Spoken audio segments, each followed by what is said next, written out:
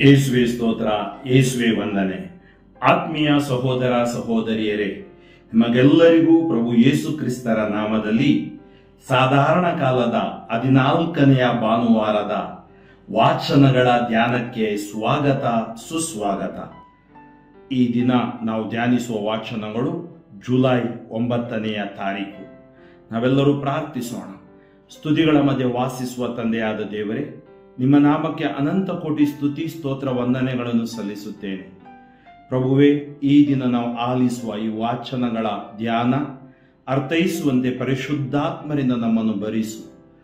ಸ್ವರ್ಗೀಯ ಜ್ಞಾನವನ್ನು ನಮಗೆ ಕರುಣಿಸು, ಗ್ರಹಿಸುವಂತೆಯೂ ಮತ್ತು ನಮ್ಮ ಜೀವನಕ್ಕೆ ಆಶೀರ್ವಾದವಾಗುವಂತೆಯೂ ಈ ಸ್ವಾರ್ಥೆಯನ್ನು ಮಾರ್ಪಡಿಸು.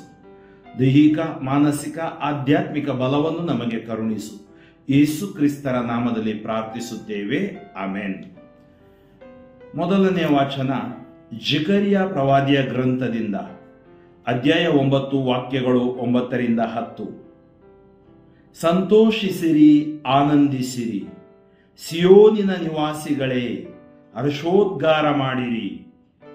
ಜೆರುಸಲೇಮಿನ ಜನಗಳೇ, ಇಗೋ ಬರುತಿಹನು ನಿಮ್ಮ ಅರಸನು, ನ್ಯಾಯವಂತನು, ಜಯಶೀಲನು, ಆತನು ವಿನಮ್ರನು, ಹೇಸರಗತ್ತೆಯನ್ನೇರಿ ಸಾಗಿ ಬರುತಿಹನು.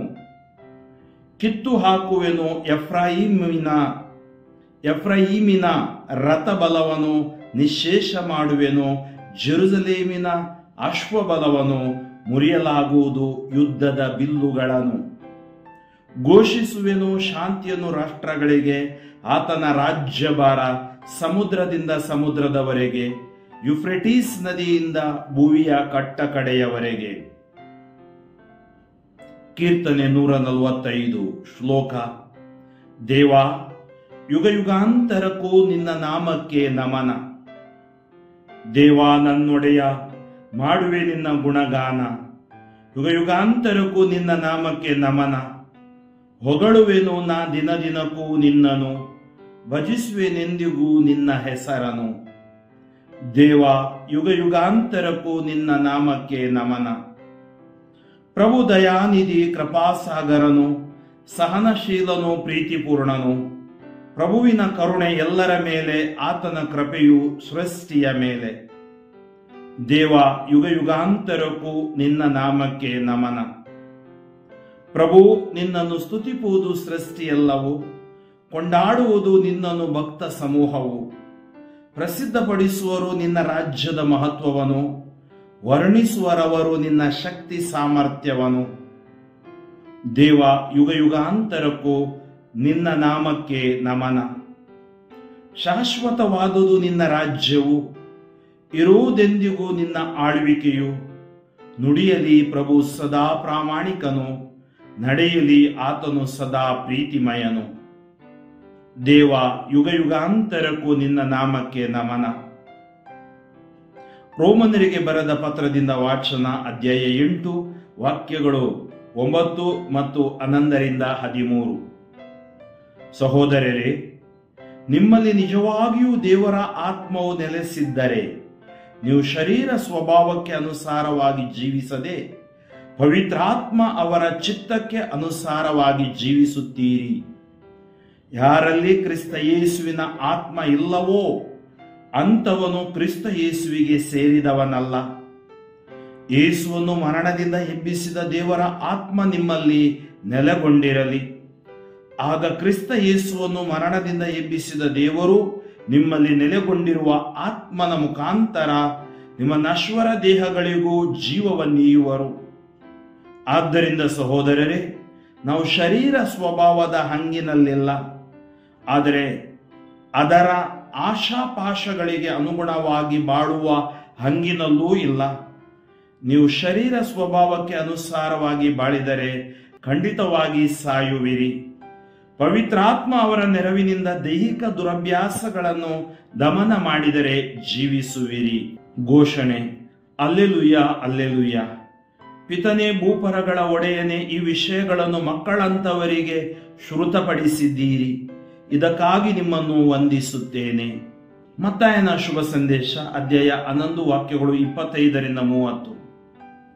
ಆ ಕಾಲದಲ್ಲಿ ಯೇಸು ಪಿತನೇ, ಪರಲೋಕ ಭೂಲೋಕಗಳ ಒಡೆಯನೇ, ಜ್ಞಾನಿಗಳಿಗೂ ಮೇಧಾವಿಗಳಿಗೂ ಈ ವಿಷಯಗಳನ್ನು ಮರೆಮಾಡಿ ಮಕ್ಕಳಂತವರಿಗೆ ನೀವು ಶ್ರುತಪಡಿಸಿದ್ದೀರಿ. ಇದಕ್ಕಾಗಿ ನಿಮ್ಮನ್ನು ವಂದಿಸುತ್ತೇನೆ. ಹೌದು ಪಿತನೇ, ಇದೇ ನಿಮ್ಮ ಸುಪ್ರೀತ ಸಂಕಲ್ಪ. ನನ್ನ ಪಿತ ಸಮಸ್ತವನ್ನು ನನ್ನ ವಶಕ್ಕೆ ಒಪ್ಪಿಸಿದ್ದಾರೆ. ಪುತ್ರನು ಯಾರೆಂಬುದನ್ನು ಪಿತನೇ ಹೊರತು ಬೇರಾರೂ ಅರಿಯರು. ಪಿತನು ಯಾರು ಎಂಬುದನ್ನು ಪುತ್ರನು ಮತ್ತು ಯಾವನಿಗೆ ಪುತ್ರನು ಅವರನ್ನು ಶ್ರುತಪಡಿಸಲು ಇಚ್ಛಿಸುತ್ತಾನೋ ಅವರೇ ಹೊರತು ಮತ್ತಾರೂ ಅರಿಯರು. ಶ್ರಮಜೀವಿಗಳಿಗೆ ವಿಶ್ರಾಂತಿದಾತ, ದುಡಿದು ಭಾರ ಹೊತ್ತು ಬಳಲಿ ಬೆಂಡಾಗಿರುವ ಸರ್ವ ಜನರೇ, ನೀವೆಲ್ಲರೂ ನನ್ನ ಬಳಿಗೆ ಬನ್ನಿರಿ, ನಾನು ನಿಮಗೆ ವಿಶ್ರಾಂತಿ ಕೊಡುತ್ತೇನೆ. ನಾನು ವಿನಯಶೀಲನು, ದೀನ ಹೃದಯನು. ನನ್ನ ನೊಗಕ್ಕೆ ಹೆಗಲು ಕೊಟ್ಟು ನನ್ನಿಂದ ಕಲಿತುಕೊಳ್ಳಿ. ಆಗ ನಿಮಗೆ ವಿಶ್ರಾಂತಿ ಸಿಗುವುದು. ನನ್ನ ನೊಗ ಹಗುರ, ನನ್ನ ಹೊರೆ ಸುಗಮ ಎಂದರು. ಪ್ರಭು ಯೇಸುವಿನಲ್ಲಿ ಆತ್ಮೀಯ ಸಹೋದರ ಸಹೋದರಿಯರೇ, ಸಾಧಾರಣ ಕಾಲದ 14ನೆಯ ಭಾನುವಾರದಲ್ಲಿ ನಾವಿದ್ದೀವಿ. ಇಂದಿನ ಈ 3 ವಾಚನಗಳಲ್ಲಿ ಮೊದಲನೇ ವಾಚನ, ಇಗೋ ಬರುತ್ತಿರುವನು ನಿಮ್ಮ ಅಥವಾ ಬರುತ್ತಿಹನು ನಿಮ್ಮ ಅರಸನು. ಎರಡನೇ ವಾಚನದಲ್ಲಿ ಪವಿತ್ರಾತ್ಮರ ನೆರವಿನಿಂದ ದೈಹಿಕ ದುರಭ್ಯಾಸಗಳನ್ನು ದಮನ ಮಾಡಿದರೆ ನಾವು ಜೀವಿಸುವೆವು ಎಂಬ ಸಂದೇಶವನ್ನು, ಹಾಗೂ 3ನೇ ವಾಚನದಲ್ಲಿ ನಾನು ವಿನಯಶೀಲನು, ದೀನ ಹೃದಯನು ಎಂಬ ಸಂದೇಶವನ್ನು ನಾವು ಆಲಿಸುತ್ತೇವೆ. ಇಂದಿನ ಮೊದಲನೇ ವಾಚನದಲ್ಲಿ ಜೆಕರ್ಯ ಪ್ರವಾದಿಸಿ ಹೇಳುತ್ತಾನೆ, ನಮ್ಮ ದೇವರು ಅಥವಾ ಪ್ರಭು ಯೇಸುವಿನ ಕುರಿತು ಒಂದು ಪ್ರವಾದನೆಯನ್ನು ಮಾಡುತ್ತಾನೆ. ಸಂತೋಷಿಸಿರಿ, ಆನಂದಿಸಿರಿ, ಸಿಯೋನಿನ ನಿವಾಸಿಗಳೇ, ಹರ್ಷೋದ್ಗಾರ ಮಾಡಿರಿ. ನಿಮ್ಮ ದುಃಖವೆಲ್ಲ ನಲಿವಾಗುವುದು, ನಿಮ್ಮ ನೋವೆಲ್ಲ ಮರೆತು ಹೋಗುವುದು.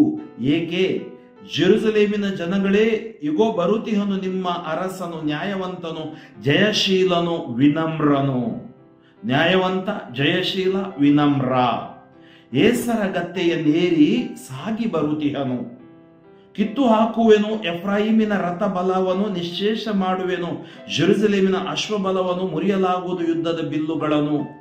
ಘೋಷಿಸುವೆನು ಶಾಂತಿಯನ್ನು ರಾಷ್ಟ್ರಗಳಿಗೆ. ಆತನ ರಾಜ್ಯಭಾರ ಸಮುದ್ರದಿಂದ ಸಮುದ್ರದ ಯುಫ್ರೆಟಿಸ್ ನದಿಯ ಭೂಮಿಯ ಕಟ್ಟ ಕಡೆಯವರೆಗೆ. ಅಂದರೆ ಪ್ರಭು ಯೇಸುವಿನ ಕುರಿತು ಒಂದು ಪ್ರವಾದನೆಯನ್ನು ನಾವಿಲ್ಲಿ ನೋಡುತ್ತೇವೆ. ಏಸರ ಗತ್ತೆಯನ್ನೇರಿ ಬಂದಾಗ ಜನರೆಲ್ಲರೂ ಹೊಸಾನ ಹೊಸಾನ ದಾವಿದ ಕುಲಪುತ್ರರೇ ಅಂತೇಳಿ ಹಾಡಿದ್ದ ಆ ಒಂದು ಘಟನೆಯನ್ನು ನೆನೆಸಿಕೊಂಡಾಗ, ಜೆಕರ್ಯ ಪ್ರವಾದಿ ಭರವಸೆ ಕಳೆದುಕೊಂಡ ಜೆರುಸಲೇಮಿಗೆ, ಇಸ್ರಾಯೇಲ್ ಜನಾಂಗಕ್ಕೆ ಭರವಸೆಯನ್ನು ನೀಡುತ್ತಾ ಇದ್ದಾನೆ. ಜೆರುಬ್ಬಾಬೆಲ್ ಎಂಬ ಆ ಪ್ರವಾದಿ ಅಲ್ಲಿ ಅಥವಾ ಅರಸ ಅವರಿಗೆ ದೇವರೆಡೆಗೆ ಅವರನ್ನು ತರುವಂತಹ ಘಟನೆಯನ್ನು ಈ ಪುಸ್ತಕದಲ್ಲಿ ನಾವು ಓದಬಹುದು. ದೇವರ ನಾಮಕ್ಕೆ ನಾವು ಯುಗ ಯುಗಾಂತರಕ್ಕೂ ನಮನಗಳನ್ನು ಸಲ್ಲಿಸಬೇಕೆಂದು ಇಂದಿನ ಕೀರ್ತನೆ ನಮಗೆ ಹೇಳಿಕೊಡುತ್ತೆ.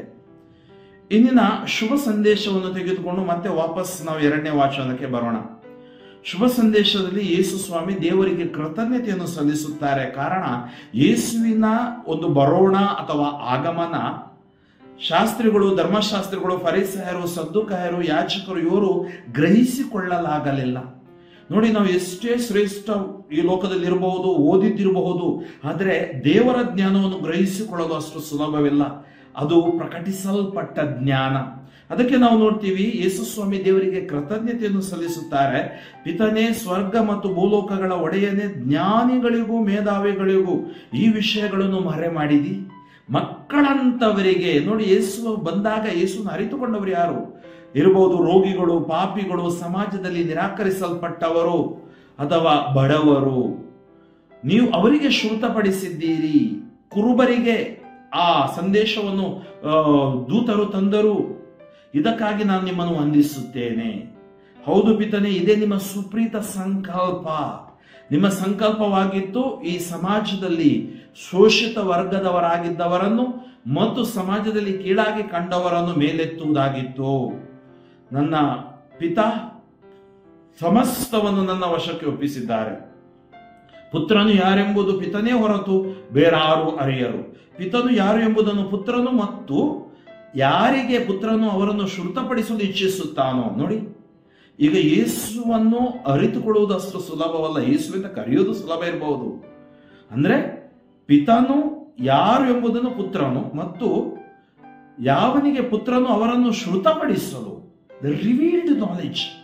ನಮ್ಗಿವತ್ತು ಜ್ಞಾನ ಇದೆ, ಲೌಕಿಕ ಲೋಕದ ಅಥವಾ ಈ ಸೋಷಿಯಲ್ ನೆಟ್ವರ್ಕ್ ಅಲ್ಲಿ ಜ್ಞಾನ ಇರಬಹುದು. ಅದು ನಿಜವಾದ ಜ್ಞಾನವಲ್ಲ, ಅದು ಈ ಲೋಕದಲ್ಲಿ ಜೀವಿಸಲು ಬೇಕಾದ ಜ್ಞಾನ. ಆದರೆ ದೇವರು ಶ್ರುತ ರಿವೀಲ್ಡ್ ನಾಲೆಡ್ಜ್ ಅಂದ್ರೆ ಪ್ರಕಟಿಸಲ್ಪಟ್ಟ ಜ್ಞಾನ, ಅದು ಯೇಸು ನಮಗೆ ಕೊಡುತ್ತಾರೆ, ಪವಿತ್ರಾತ್ಮ ನಮಗೆ ಕೊಡುತ್ತಾರೆ. ಅದಕ್ಕಾಗಿ ಯೇಸು ಈ ರೀತಿಯಾಗಿ ಕರೆ ನೀಡುತ್ತಾರೆ ನಮಗೆಲ್ಲರಿಗೂ. ದುಡಿದು ಭಾರ ಹೊತ್ತು, ಇವತ್ತು ನಾವು ಸೋತು ಹೋಗಿದ್ದೀವಿ, ನೊಂದು ಹೋಗಿದ್ದೀವಿ, ಬೆಂದು ಬಸವಳಿದು ಹೋಗಿದ್ದೀವಿ, ಭಾರ ಹೊತ್ತು ಬೆಂಡಾಗಿರುವ ಸರ್ವ ಜನರೇ, ನೀವೆಲ್ಲರೂ ನನ್ನ ಬಳಿಗೆ ಬನ್ನಿರಿ, ನಾನು ನಿಮಗೆ ವಿಶ್ರಾಂತಿ ಕೊಡುತ್ತೇನೆ. I will give you rest. You are restless, you are disturbed, ನಿಮಗೆ ಸಮಾಧಾನ ಇಲ್ಲ, ಸಮಸ್ಯೆಗಳಿವೆ, ಆದರೆ ನಾನು ನಿಮಗೆ ವಿಶ್ರಾಂತಿ ಕೊಡುತ್ತೇನೆ. ಏಕೆ? ನಾನು ವಿನಯಶೀಲನು, ದೀನ ಹೃದಯನು. ನನ್ನ ನೊಗಕ್ಕೆ ಹೆಗಲು ಕೊಟ್ಟು ನನ್ನಿಂದ ಕಲಿತುಕೊಳ್ಳಿ, ಆಗ ನಿಮಗೆ ವಿಶ್ರಾಂತಿ ಸಿಗುವುದು.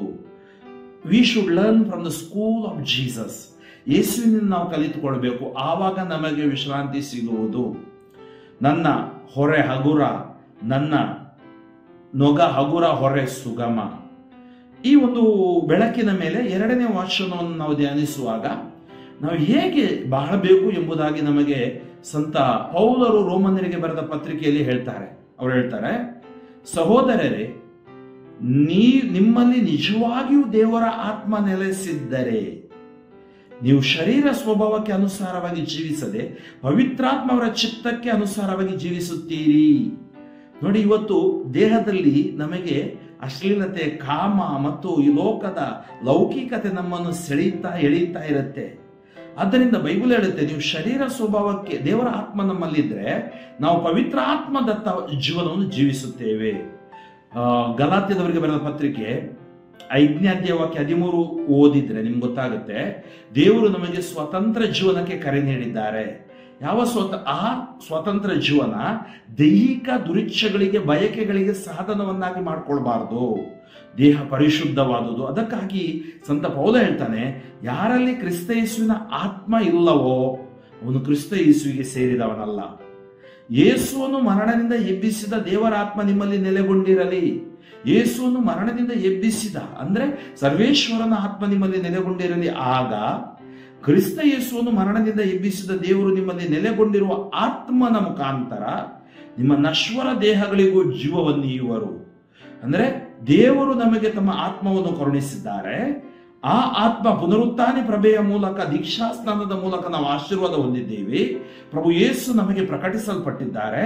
ನಮ್ಮ ದೇಹಗಳಿಗೂ ಕೂಡ, ಈ ಬಲಹೀನ ದೇಹಕ್ಕೂ ಕೂಡ ಶಕ್ತಿ ಸಿಗುವುದು. ಆದ್ದರಿಂದ ಸಹೋದರರೇ, ನಾವು ಶರೀರ ಸ್ವಭಾವದ ಹಂಗಿನಲ್ಲಿಲ್ಲ. ನಾವು ಶರೀರಕ್ಕಾಗಿ ಲೋಕದಲ್ಲಿ ಜೀವಿಸ್ತಾ ಇಲ್ಲ. ಅದರ ಆಶಾಪಾಶಗಳಿಗೆ ಅನುಗುಣವಾಗಿ ಬಾಳುವ ಹಂಗಿನಲ್ಲೂ ಇಲ್ಲ. ನೀವು ಈ ಆಶಾಪಾಶಗಳಿಗಾಗಿ ಮಾತ್ರ ಬಾಳ್ತಾ ಇಲ್ಲ. ಶರೀರ ಸ್ವಭಾವಕ್ಕೆ ಅನುಸಾರವಾಗಿ ನೀವು ಜೀವಿಸಿದರೆ ನೀವು ಖಂಡಿತ ಸಾಯುವಿರಿ. You will die. ಪವಿತ್ರಾತ್ಮ ಅವರ ನೆರವಿನಿಂದ ದೈಹಿಕ ದುರಭ್ಯಾಸಗಳನ್ನು ದಮನ ಮಾಡಿದರೆ ಜೀವಿಸುವಿರಿ. ಇವತ್ತು ಆತ್ಮೀಯರೇ, ನಮ್ಮಲ್ಲಿರುವ ದೈಹಿಕ ದುರಭ್ಯಾಸಗಳನ್ನು ನಾವು ದಮನ ಮಾಡಬೇಕು. ದಮನ ಮಾಡದಿದ್ರೆ ನಾವು ಖಂಡಿತ ಜೀವಿಸಲು ಅಸಾಧ್ಯ. ದಮನ, ನೆನಪಿನಲ್ಲಿ ಇಟ್ಕೊಳ್ಳಿ ವರ್ಡ್ ದಮನ. ದಮನಿಸುವುದು ಅಂದ್ರೆ ಏನು? ನಮ್ಮ ಶಕ್ತಿಯಲ್ಲ, ಪವಿತ್ರಾತ್ಮರ ಶಕ್ತಿಯಿಂದ, ಪ್ರಾರ್ಥನಾ ಶಕ್ತಿಯಿಂದ, ದೇವರ ಆತ್ಮರ ಶಕ್ತಿಯಿಂದ ನಾವು ಇದನ್ನು ದಮನಿಸಲು ಸಾಧ್ಯವಿದೆ. ಆದ್ದರಿಂದ ಯೇಸು ಹೇಳ್ತಾರೆ, ನಾನು ವಿನಯಶೀಲನು, ದೀನ ಹೃದಯವನು, ನನ್ನಿಂದ ಕಲಿತುಕೊಳ್ಳಿ. We should learn from Jesus. ಯೇಸುವಿನಿಂದ ಕಲಿತುಕೊಳ್ಳೋಣ ಮತ್ತು ನಮ್ಮ ಜೀವನವನ್ನು ಪವಿತ್ರಾತ್ಮರ ಹಾದಿಯಲ್ಲಿ, ಹೇಗೆ ಯೇಸು ಸ್ವಾಮಿ ತನ್ನ ಜೀವನವನ್ನು ಪಿತನಿಗಾಗಿ ಜೀವಿಸಿದರೋ ನಾವು ಕೂಡ ಪಿತನಿಗಾಗಿ ಜೀವಿಸಲು, ಯೇಸುವಿಗಾಗಿ ಜೀವಿಸಲು ಪವಿತ್ರ ಆತ್ಮರು ನಮಗೆ ಸಹಾಯ ಮಾಡುತ್ತಾರೆ. ಆದ್ದರಿಂದ ಈ ವಾಚನಗಳ ಆಶೀರ್ವಾದ ನಮಗೆ ಪವಿತ್ರಾತ್ಮರ ಶಕ್ತಿಯಿಂದ ತುಂಬಲ್ಪಟ್ಟಾಗ ಖಂಡಿತವಾಗಿಯೂ ಸಿಗುತ್ತೆ.